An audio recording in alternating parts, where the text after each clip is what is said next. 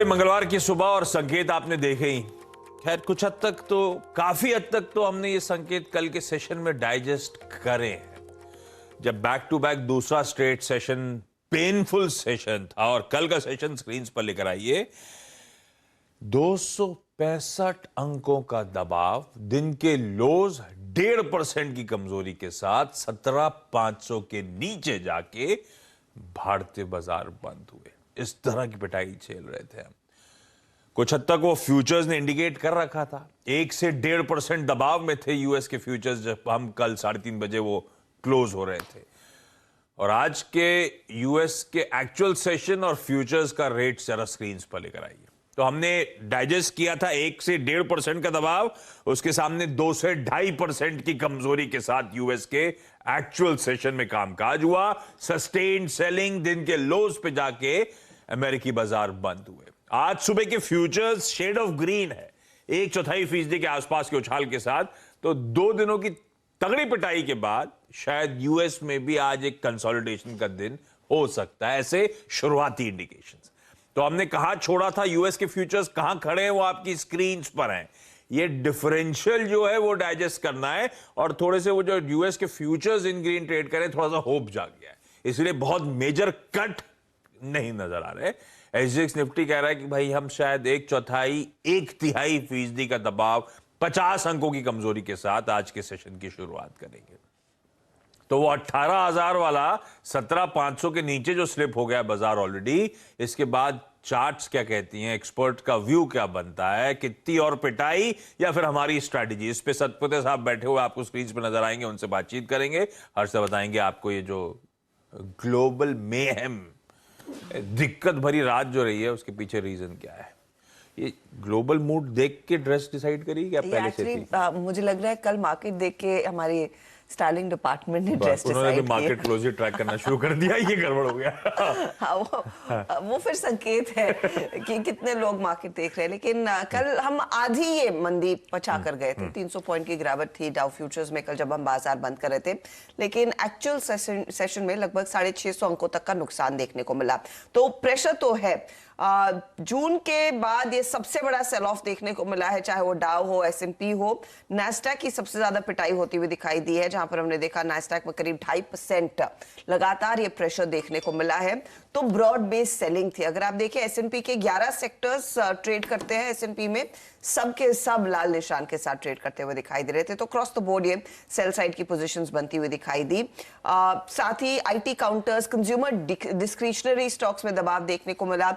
कल इंट्राडे में हम देख रहे थे ट्रैवल टूरिज्म वाली कंपनियों में काफी ज्यादा प्रेशर था। सेमीकंडक्टर स्टॉक्स की धुलाई होती हुई दिखाई दी। इनफैक्ट मार्केट बंद होने के बाद जूम के नंबर्स आए, बेहद खराब आउटलुक था, तो वो स्टॉक 9% टूटता हुआ दिखाई दिया। तो क्लियरली कोई ऐसी सेफ हेवन बाइंग कल के सत्र में होती दिखाई ही नहीं दी। अक्रॉस द बोर्ड वो सेल साइड की पोजीशंस बनती हुई दिखाई दी। अच्छा, दूसरी तरफ जो बॉन्ड यील्ड है वो फिर से 3% के ऊपर निकलती हुई दिखाई दे रही है। तो ज्यादा से ज्यादा लोग यही कह रहे हैं कि रेट हाइक सितंबर में डेफिनेटली होती हुई दिखाई देगी। 50 बेसिस पॉइंट से ऊपर की रेट हाइक होगी। कल इनफैक्ट एक रॉयटर्स का पोल भी मैं पढ़ रही थी, जहां पर मेजॉरिटी इसी तरफ स्टांस रखे हुए है कि 50 बेसिस पॉइंट के ऊपर का रेट हाइक, और वो 75 बेसिस पॉइंट के दायरे में ज्यादा देखने को मिलेगा। और यहां पर यह भी सामने बात निकल कर आ रही है कि जो सेकेंड हाफ है, जो दूसरी छमाही है अमेरिकी मार्केट्स की या फिर इकोनॉमी की, वो एक रिसेशन में उतरती हुई दिखाई देगी। तो ये भी एक चीज है जिसको लेकर मार्केट में काफी ज्यादा बेचैनी थी, और अक्रॉस द बोर्ड वो बिकवाली की पोजीशंस बनती हुई दिखाई दी। अच्छा, आज दूसरी तरफ हम देख रहे हैं एशिया में कल के लोज को हमने देखा। आज फिर देखिएगा तो जापान के मार्केट्स करीब 300-350 पॉइंट नीचे खुले हैं। कुछ देर में हांगकांग के मार्केट्स में कारोबार जब शुरू होगा तो वहां से भी इंडिकेशन आएगा कि किस तरह की गंभीर स्थिति बनती हुई दिखाई देगी। लेकिन अक्रॉस द बोर्ड एक ब्लैंकेट ऑफ सेल साइड की पोजीशंस साफ तौर से देखने को मिली है। दूसरी तरफ कच्चे तेल का उबलना, तो ये हमारे लिए एक हल्का सा नेगेटिव होगा। हालांकि अभी भी हम $97 के आसपास ही हैं, लेकिन जिस तरह के बयान कल ओपेक के प्लस में प्रोडक्शन कटौती के उभर कर आए हैं, जो सऊदी ऑयल मिनिस्टर की ओर से आए हैं, ये दरअसल और उबाल दिखा सकता है कच्चे तेल में। तो वो भी एक फैक्टर है जिस पर ग्लोबल मार्केट्स और खास तौर से भारतीय बाजारों की नजरें रहेंगी। इधर वेज अच्छी खबर कहीं से नहीं निकल कर आ रही है आशीष। अगर आप देखिए यूरो की पिटाई हुई है डॉलर के सामने, जो पैरिटी थी वो पूरी तरह से ध्वस्त होती हुई दिखाई दी है। यूरोप में काफी ज्यादा चर्चा हो रही कि जैसे जैसे हम विंटर के करीब जाएंगे एनर्जी क्राइसिस कितनी और डीपन होती हुई दिखाई देगी। तो हर तरफ आप देखें तो ज्यादा नेगेटिव्स ही हैं और उस नेगेटिव्स पर ही मार्केट इस समय रिएक्ट करता हुआ। भाई साहब, ये है दिक्कत, थोड़ा सा ग्लोबली जो mood, risk of profit taking, वो सब आपको आपकी स्क्रीन पे प्योरली वो रिस्क अवर्जन है इस समय जो प्ले आउट होता हुआ। अब उसका बहाना हो सकता है फेड की टाइटनिंग, लेकिन वो 50 डाइजेस्टेड है, 75 की तरफ जाएगा, ज्यादा से ज्यादा जाएगा, लेकिन ये जो मेहम है थोड़ा ज्यादा स्ट्रॉन्ग। ऐसे में सतवंत साहब करना क्या है भाई? 17 अब एक्सेसेस थे, ठीक है, बन गए होंगे ओवर द प्रोसेस, क्योंकि आपने कल भी मेंशन करा था बिना कोई ग्राउंड रियलिटी बदले 3000 पॉइंट की रैली, वो एक्सेसेस कुछ हद तक वाइप आउट हो गए हैं, फ्लश आउट हुए हैं क्या? अब 17,500 के नीचे की ट्रेजेक्टरी कहती क्या है? ये लेवल्स हैं क्या एक्यूमुलेशन करने के, या ये कुछ इंडिकेशंस आ रहे हैं बड़े डाउनसाइड खुलने के? Good morning Ashish ji, good morning Harshada ji, and good morning everyone. Ashish ji देखिए, मेरे हिसाब से जिस तरह से यहाँ पे सेलिंग हो रही है, ये प्रोबेबली एक आध पॉज मिल सकता है, but that pause should be used to liquidate long, क्योंकि जब निफ्टी में या मार्केट में पॉज होता है तो स्टॉक्स में बाउंस आता है, और बाउंस के बाद फिर से बिकवाली होती है। This is the pattern, this is called as ABC pattern, A B and C. तो ये प्रोबेबली आज का बी हो सकता है जहां पे पॉज होगा। As far the levels are concern, देखिए मेरे हिसाब से 17,350 ये आज के लिए इंपॉर्टेंट लेवल होगा। मैंने चार्ट पे भी वो दिखा है, वो एक इंटरमीडिएट छोटा सपोर्ट वहां पे बनेगा। तो कल जो 17,600 का सपोर्ट था, जो कल तोड़ने के बाद, टूटने के बाद हमने सेलिंग देखी, वो 17,600 अब रेजिस्टेंस बनेगा।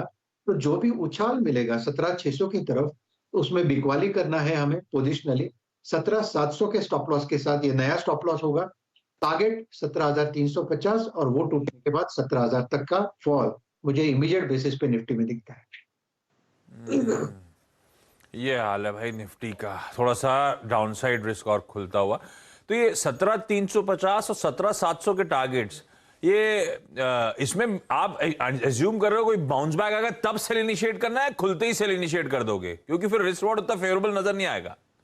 आशीष जी बिल्कुल सही कहा। देखिए, अगर आप मूविंग एवरेजेस को वॉच करते हो तो 20 डीएमए यानी 17,350 है। तो 17,350 ये मैग्नेटिक लेवल होगा, तो खुलते ही यहाँ पे बिकवाली नहीं होगी, to be very frank with you.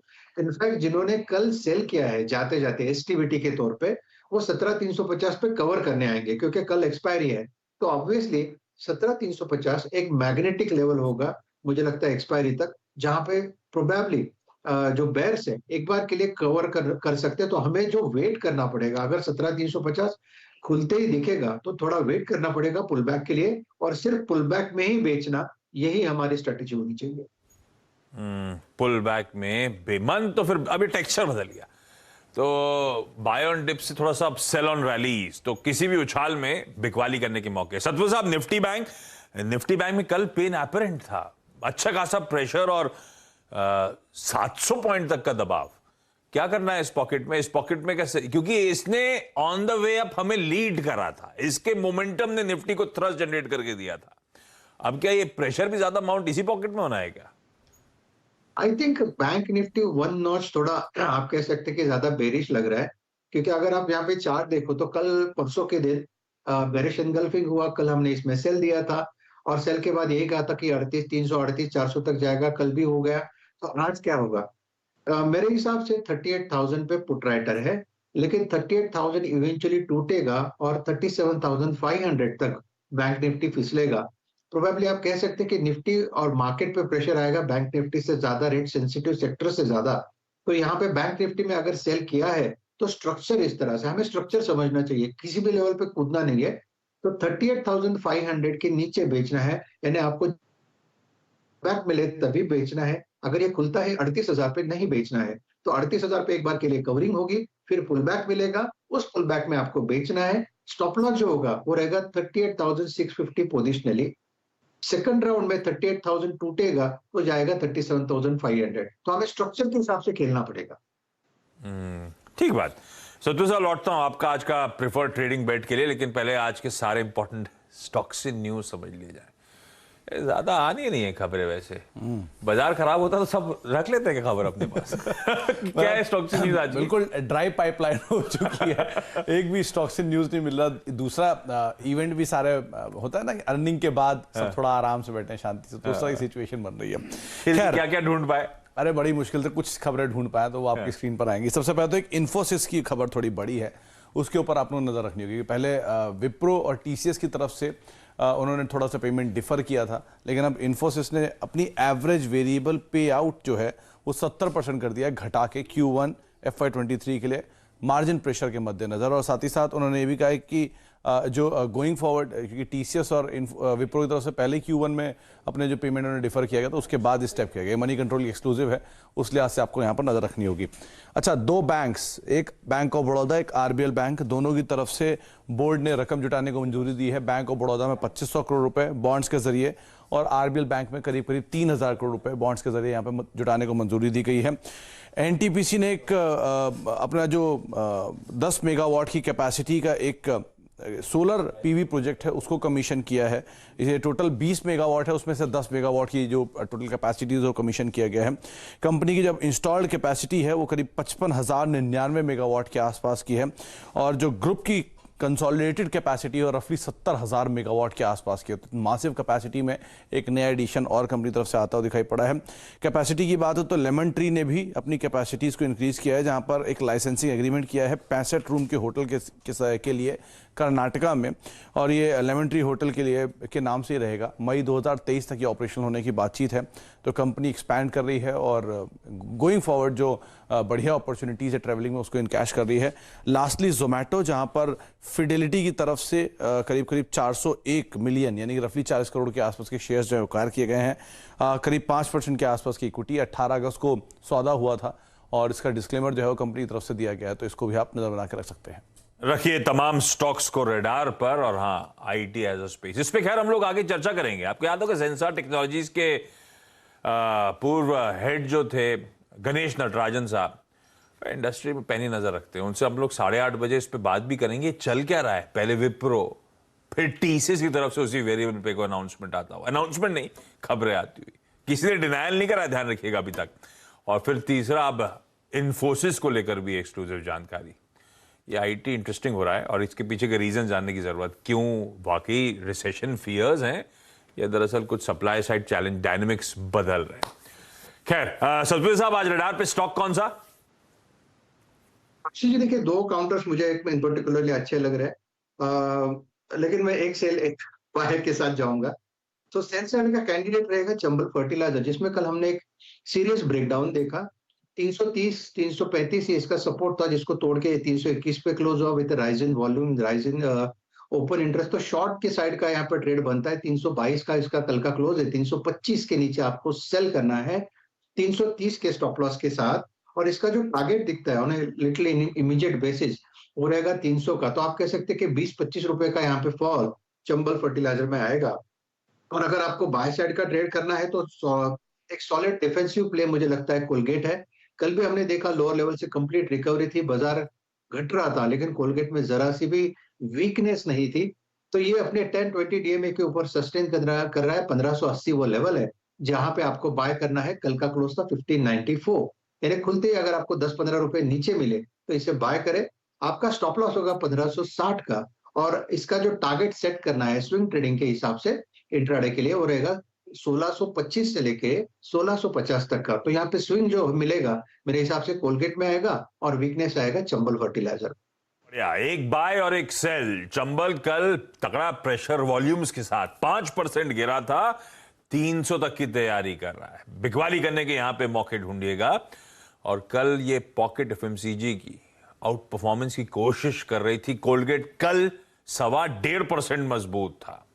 गिरावट आए तो खरीदारी करने का मन बनाइएगा। 1560 के स्टॉप के साथ इसमें एक बाय ट्रेड इनिशिएट किया है सतपुर साहब ने। सतपुर साहब, थैंक यू सो मच सुबह सुबह जुड़ने के लिए। सतपुर साहब अब 8 बजे के पैनल में शिरकत करेंगे, तब उनसे और डिटेल में स्टॉक्स इन न्यूज वाले स्टॉक्स और बाकी उनके रडार पे क्या क्या है उस पर बातचीत होगी। यहां पे क्विकली छोटा सा ब्रेक के उस पर आज का इवेंट्स कैलेंडर। चलिए भाई, ब्रेक के बाद आपका स्वागत है। आज का इवेंट्स कैलेंडर आपकी स्क्रीन पर आएगा। सबसे इंपॉर्टेंट था आज वो जो बिग टेक ऑफिशियल्स हैं वो पार्लियामेंट्री पैनल के सामने अपेयर होने जा रहे हैं। तो parliamentary standing committee on finance जो है वो दरअसल तमाम एस्पेक्ट्स देख रही है मार्केट प्लेस में कंपटीशन के, खास तौर पे जो टेक्नोलॉजी जायंट्स हैं उनके बीच। तो भाई वो फेसबुक यानी कि मेटा, गूगल, अमेजॉन, एप्पल, उबर, नेटफ्लिक्स, इन सब के टॉप ऑफिशियल्स आज डिजिटल स्पेस की जानी मानी कंपनीज आज सारी की सारी स्टैंडिंग कमेटी के सामने होंगी। जेके paper x dividend ₹5.5, Sun TV ₹5 और बाकी के डेटा आपकी स्क्रीन पर आ जाएंगे। ये सब एडजस्टमेंट्स होने हैं आज के ट्रेडिंग सेशन में। डिविडेंड के बिना एक्स डिविडेंड कंपनीज ट्रेड करेंगी। ग्लोबल, आजकल तो ग्लोबल सब पे नजरें हैं। तो एक तो इन्फ्लेशन के आंकड़े आने जापान और सिंगापुर के, पर इस पे बाजार ज्यादा फोकस नहीं करता, वो तो यूरोप और यूएस को ज्यादा लेके कंसर्न। मैन्युफैक्चरिंग पीएमआई आना है, और मैन्युफैक्चरिंग पीएमआई यूएस का, यूरोजोन का, ब्रिटेन का, और फिर इनमें ऑस्ट्रेलिया का, जापान का, सबका सारे डेवलप्ड कंट्रीज के मैन्युफैक्चरिंग पीएमआईज आज स्केड्यूल्ड है। यूएस को तो खैर न्यू होम सेल्स, क्योंकि वो रियल एस्टेट की मंदी सबसे बड़ी कंसर्न बन गई है, तो न्यू होम सेल्स का डेटा आज शाम को आएगा। एक और इंटरेस्टिंग अपडेट है, चाइना और ताइवान, वो टसल को रडार पर रखना है। कल हम लोग यूक्रेन वाली बात कर रहे थे, यूएस ने $750 मिलियन का पैकेज। चाइना आज फिर से ईस्ट चाइना सी में लाइव मिलिट्री एक्सरसाइज करने जा रहा है।